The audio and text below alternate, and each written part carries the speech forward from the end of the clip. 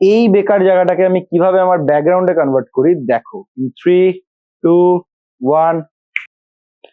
এইটা হলো আমার ব্যাকগ্রাউন্ড, যেই ব্যাকগ্রাউন্ডে হচ্ছে আমি এই রিলস গুলো শুট করি। আর এই থাকে আমার কিছুটা সেট আপ, যদিও এটাকে একটু হরিজন্টালি দেখছো বলে একটু অনেক কিছু, এই বাথরুম এদিকে আরো অনেক কিছু চলে আসছে। তো এবার আসল কথাটা আসি, সেটা হচ্ছে এরকম লাইট তো সবাই মোটামুটি কিনে নেয়, তৈরি করেও নিয়েছে, কিন্তু তাদের এরকম টাইপের কোয়ালিটিটা অতটা আসে না। এটার একটা এমনই কারণ যেটা খুবই সিম্পল, কেউ হয়তো নোটিসও করে না আর কেউ এটা ভিডিওতে বলেও না।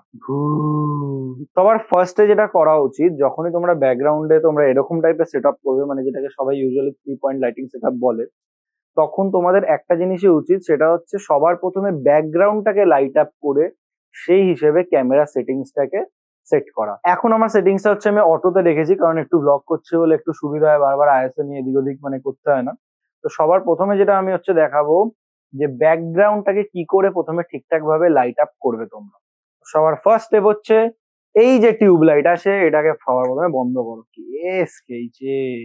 তারপরে জ্বালিয়ে নেবে এই লাইটটা। দেন আর একটা ব্যাকগ্রাউন্ড লাইট জ্বালাবো, সেটা হচ্ছে এই আমার টিউব লাইটটা, এই রিমোটটা দিয়ে জ্বলে যায়। ব্যাকগ্রাউন্ডে সব লাইট জ্বালানোর পরে তোমাদেরকে সেট করে নিতে হবে ক্যামেরা সেটিংস। তো কারেন্টলি আমার ক্যামেরা সেটিংস হচ্ছে আইএসও হচ্ছে 640, আর f 3.5, আর শাটার স্পিড 1/50 তে আছে। কেন 50 তে আছে এটা হচ্ছে আমি বাদে বলবো। তার আগে হচ্ছে সেকেন্ড স্টেপে যাব, সেটা হচ্ছে আমাদের ব্যাকগ্রাউন্ড হয়ে গেছে, এবার হবে subject light up. Subject light আপের জন্য একটু এইটাকে জ্বালিয়ে নেবো। এখনো কিন্তু আমার সেটিংস কিন্তু ওই একই আছে, 1/50, 3.5 আর 640। একটু দেখে শুনে যাই, নইলে পড়ে যাবো। কি লাইটটা সেট করার পরে আমি সেই একই সেটিংসেই আমার রেখেছি, যেহেতু ব্লগ করছি বলে বারবার একটুখানি এদিক ওদিক করতে হচ্ছে আমাকে সেটিংসটা। নইলে তোমাদেরকে কিন্তু সেম সেটিংসই রাখতে হবে যেটা তোমরা সেট করেছো ব্যাকগ্রাউন্ডটাকে সেট করার সময়। তো এবারে তোমাদের একটাই কাজ, সেটা হচ্ছে একটু যদি তোমাদের এরকম টাইপের আমার মতনই সেট আপ থাকে, যেখানে তোমরা একটা এলইডি বাল্ব ইউজ করছো আর একটা এরকম সাউন্ড বক্স ইউজ করছো, তাহলে তোমাদের কাছে বেশি কিছু ফ্লেক্সিবিলিটি থাকে না। তো সেই ক্ষেত্রে তোমাদের কাছে দুটো রকম রাস্তা, একটা হচ্ছে নয় আইএসও বাড়াও, যেটা হচ্ছে আমি একদমই প্রেফার করব না, আর আরেকটা হচ্ছে একটু অন্যরকম, এটা যেহেতু ল্যান্ডস্কেপ আছে ওই জন্য তোমরা বুঝবে না। সেটা হচ্ছে আমি যেহেতু রিল বানাই, ভার্টিক্যাল থাকে ভিডিওটা, তো এত কিছু ফ্রেমের মধ্যে আসে না।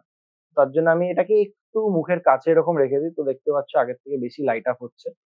আর আরেকটা কথা, সেটা হচ্ছে আমি যে এই লেন্সে শুট করছি, এটা হচ্ছে আমার লেন্স 1650। তোমার নিজের লেন্সই, এটা হচ্ছে আমার নিকনের 1650 কিট লেন্স। আর এই লেন্সটা দিয়ে কিন্তু আমি শুট করি না, যখন আমি হচ্ছে রিলস শুট করি বা অন্য কিছু শুট করি। হ্যাঁ, কোনো কোনো জায়গায় আমার একটু ওয়াইড অ্যাঙ্গেলটা লাগে, তখনই হচ্ছে আমি এটাকে ইউজ করি, নইলে কিন্তু এটাকে ইউজ করি না। আর আমার তার জন্যে এতটা আইএসও বাড়াতে লাগে না, আর তখন আমার আইএসও ওই থাকে 250 মতন। ওই লেন্সের সেটিংস কিন্তু একদমই আলাদা, কারণ ওখানে হচ্ছে আমার এফ নাম্বার আর আইএসও দুটোই কিন্তু অনেকটাই কম থাকে, যার ফলে হচ্ছে আমি কোয়ালিটিটাও বেটার পাই, পেছনে একটুখানি ব্লারও পাই, দেখতে হেব্বি লাগে। তো নর্মালি যদি এরকম অপশন যদি না থাকে, যদি একটা কিট লেন্স দিয়েই তোমরা করো, তাহলে আমি একটা জিনিস বলবো, যদি আমার মতো তুমি ভার্টিক্যালি শুট করছো, তাহলে একটু ফ্রেম হিসেবে একটুখানি তোমরা কাছে কিন্তু টানতেই পারো। এখানে যেহেতু আমি হরিজন্টাল করছি, তো এটা চলে আসছে। এই যদি এটা ফর ইনস্ট্যান্স আমি ভার্টিক্যাল করি, এটা কিন্তু আসছে না। আর মোটামুটি ঠিকই আছে, আমি বারবার স্ক্রিনের দিকে দেখছি বলে এরকম লাগছে। যাই হোক, তো এটা হয়ে গেল কি লাইট।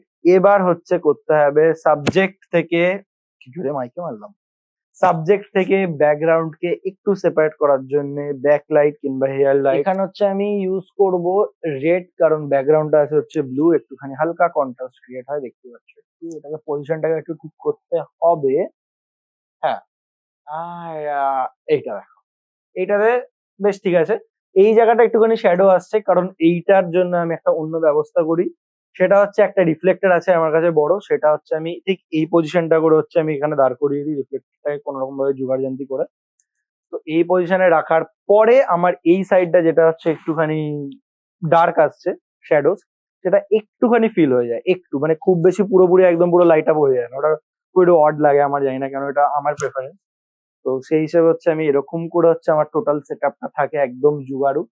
হ্যাঁ, লাইট যদি তুমি বলো যে না তোমার লাইট আছে, এটার আগে আমি কি লাইট ইউজ করতাম দেখাচ্ছি। সেটিংসটা একদম ফুল অটোতে ফটোতে মেরে আমি ইউজ করতাম হচ্ছে এই লাইটটা। এখানে আলোতে নিয়ে যাই। এই লাইটটা হচ্ছে আগে হচ্ছে আমি ইউজ করতাম in place of this and this. এই দুটো লাইট যখন ছিল না তখন হচ্ছে আমি এইটার আর একটা পাওয়া যায় 150-300 টাকা করে, তো সেটা হচ্ছে আমি এরকম ইউজ করেছি আগেও, আর ভালো রেজাল্ট আছে।